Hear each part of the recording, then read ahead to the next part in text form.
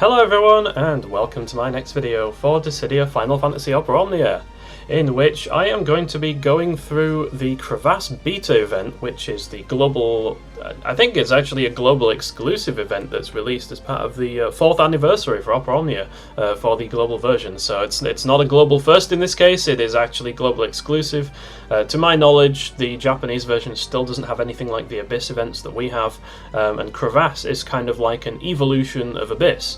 And I've actually, I mean, it's obviously a beta, right? There are some flaws in the event, there are some bugs that need to be ironed out. I'm sure the devs know, what they are. It is a bit crashy, for example, which is a bit of a problem. But overall, I've actually really enjoyed this event. I thought it's really fun, and it's challenging, and it encourages you to use like a lot of different characters. So obviously, it's very unforgiving for new players. It's much more aimed at veterans, but it's been a lot of fun. I've actually quite enjoyed it, even if it did take me an inordinate amount of time to complete. So I'm just going to quickly. I'm not going to bother going through like the lower level ones in detail. My teams are not optimal, but they're at least good enough to get over 400 points. You need 300 for the top tier of rewards, and my recommendation for that is to absolutely start at the 3 Lufenia level quests at the end. Get as many points as you can out of applying restrictive codes there, obviously within reason, and then kind of just work your way backwards. You've got 2 regular Lufenias, and you've got 5 alternative orb condition codes to choose from. So obviously you'll need to spread them among these Lufenias appropriately, depending on your teams. And then the lower levels are kind of an afterthought. Just use what you've got left. That's pretty much the approach that I went for. So, on the Lufenias, in this video I'll be going through part 5. I will of course be releasing follow-ups for part 6 and part 7. These are just examples. This is not meant to be an exhaustive, here is how you get the most points kind of guide. This is just what I used to do so. And in this one, in part 5, I used Noctis, Twins, and Queen, because actually I started with part 7 and I went backwards. I'll release the part 7 video last. It does have Garnet in it, and you can see that I have got her costume. Garnet Global First Burst, what the fuck. The amount of love that the developers are showing to Final Fantasy IX right now is definitely something that I appreciate as an FF9 fanboy. I know there are people out there who are not satisfied, and to those people I can only say I'm sorry. I hope your turn comes soon, but this is definitely the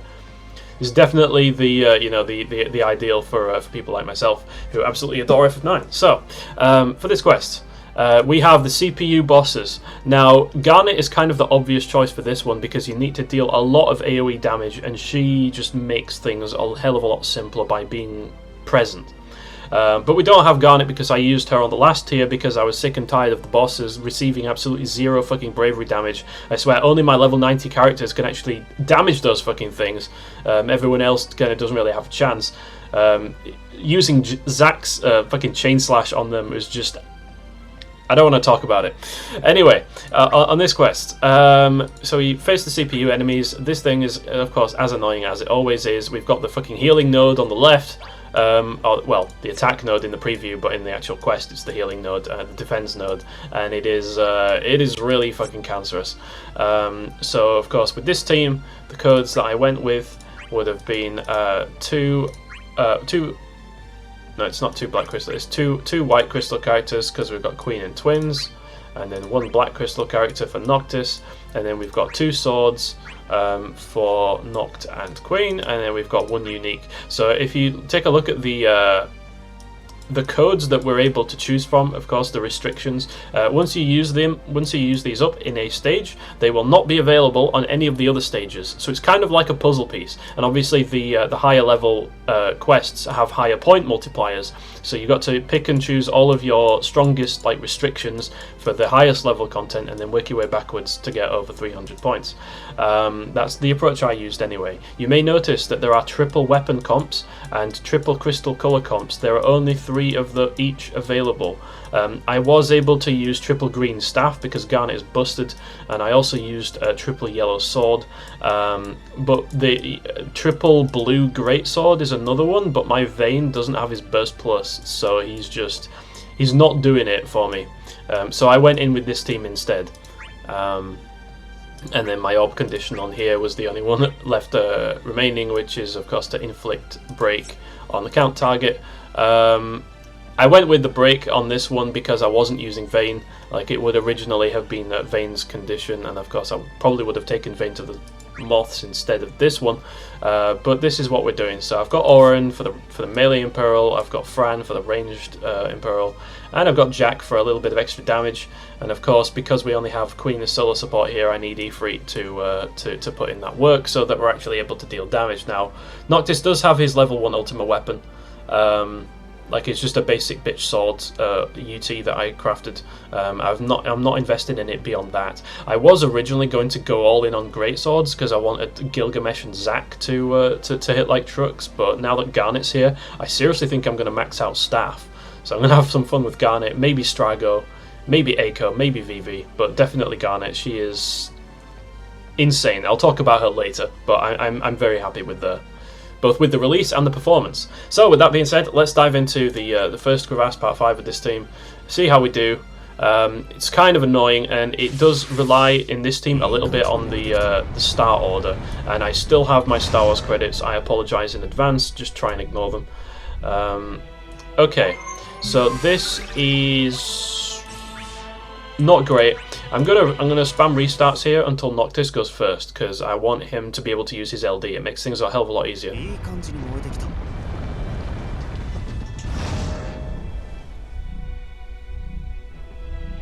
Okay, well, not quite knocked, but kind of good enough, because we've got twins at the end there, so I'll be able to trap them within, like, trap them, you know what I mean. I'll be able to put them in, like, the infinite turn loop. So let's make sure the break order is respected. I do not trust I do not trust twins like burst as far as I can throw it in terms of being able to deal appropriate amounts of damage. So I am just going to do this just to ensure they're broken in the right order and we don't get fucked up.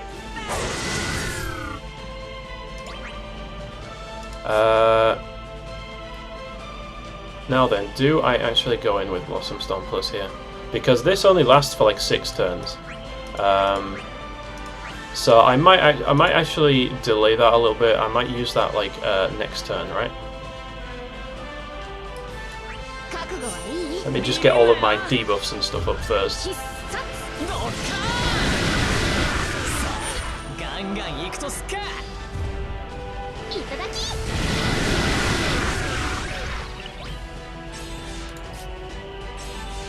Now then, with Noct, let's get the Oren on there.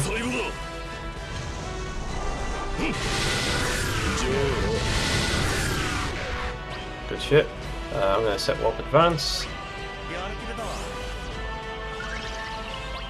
And now, Noct's ever useful LD skill is going to make sure that we're able to constantly warp step in front of B, and that's quite important because the defense node over here, if you let it get a turn, normally it heals the boss, and I'm not here for that whatsoever.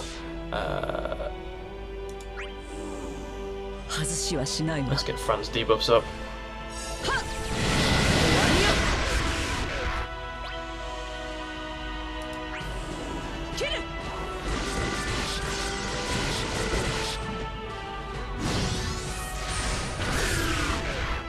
So we're in a very nice break order here. I like this. Quite tempted to use this, but it increases party's bravery gain. Okay, I mean that's tempting, but I think I'm going to be alright for now. Let's just keep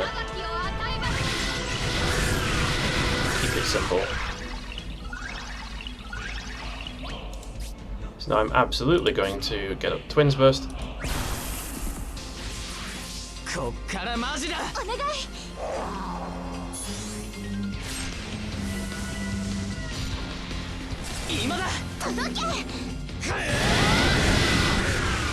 Good shit, you love to see it. And they should jump in front of B. If yeah, there we go. Okay, good. And now it's Noct's turn. And we just need to keep things going like so. Try and stay in front of the enemies, don't let them take a turn.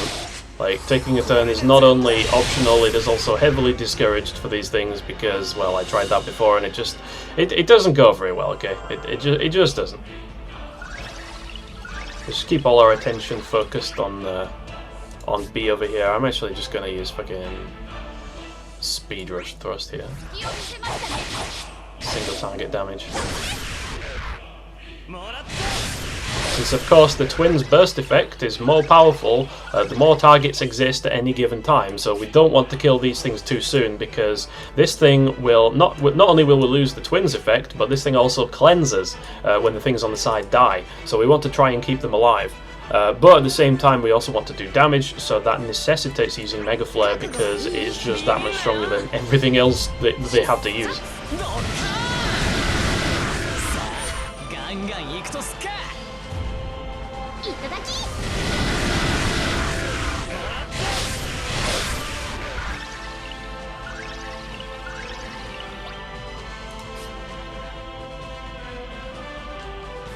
We need to keep the free turns rolling here.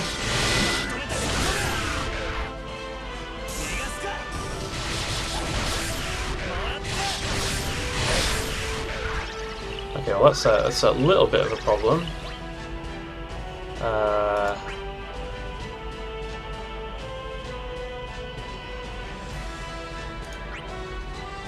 I think I will be fine to let C take a turn here. And I think what I'm going to do is I'm going to up her additional ability.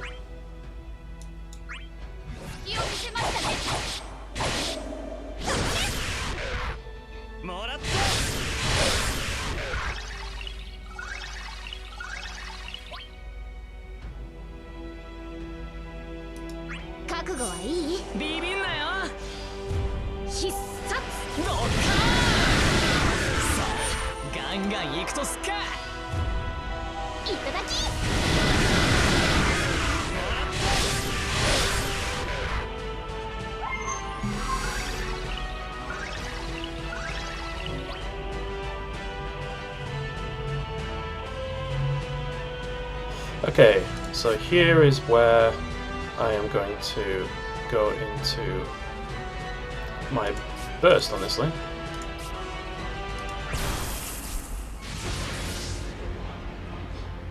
Let's keep it going.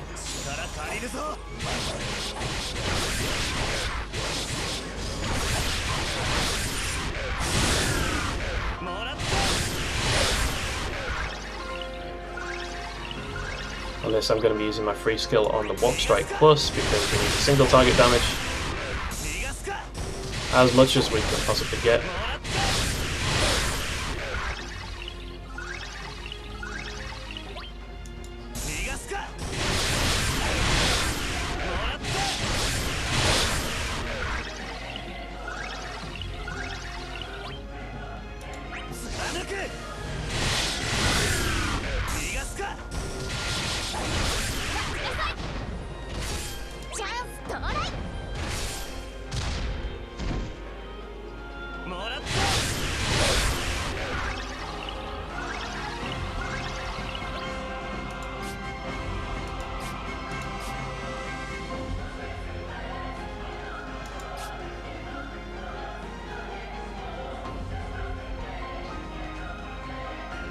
Yep, I'm going to do it. I'm going to be losing a turn of burst follow-up, but screw it.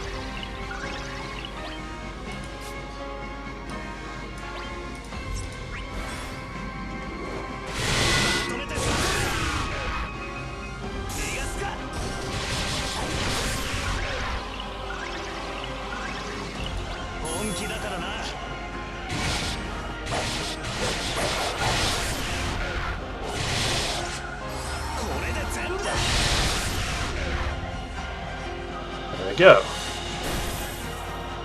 6.3 million, not too bad. That's a 34%, which is good. It is definitely on the way down. We have a slight problem. Fucking Queen's EX takes an absolute lifetime to charge, which is not great. So I'm honestly just going to Mana Sphere here.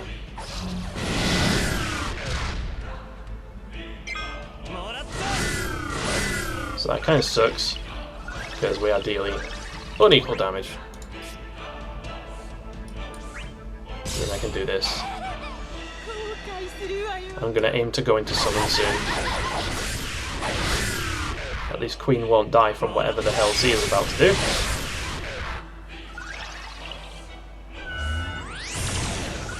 Yeah, that's what I thought. And then we can get back into a proper break order here as well, actually. So I'm not going to use Mega Flare outside of summon. Absolutely not.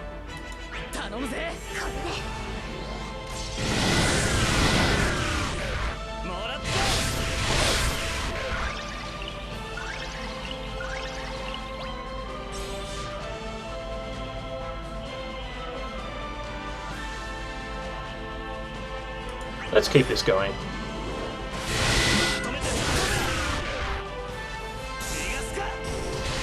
Queen's Devastate should hit pretty hard.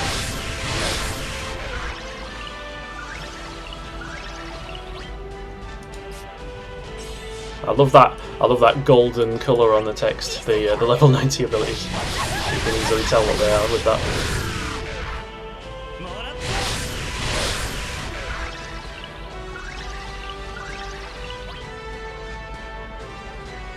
I'm gonna use Sonic Fangs on Twins, purely because it's a single HP dump, and I don't want to do too much damage with Twins too quickly because C is in danger of dying.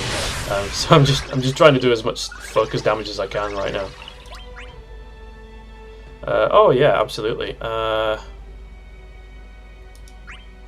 Absolutely use the EX.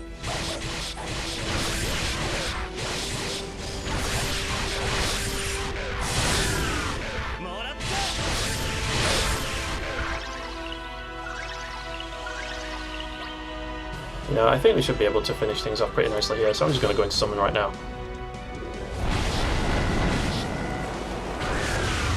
I am confident.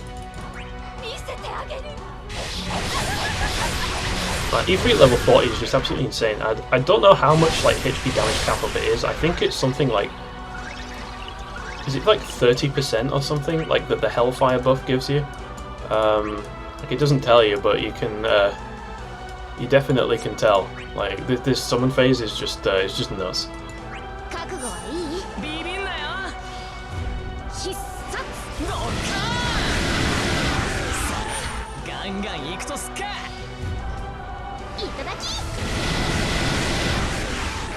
Okay, so we did destroy the things on the side, sadly. So this thing is going to cleanse and become a nightmare to kill, but it's basically dead. So we should be able to finish it off regardless.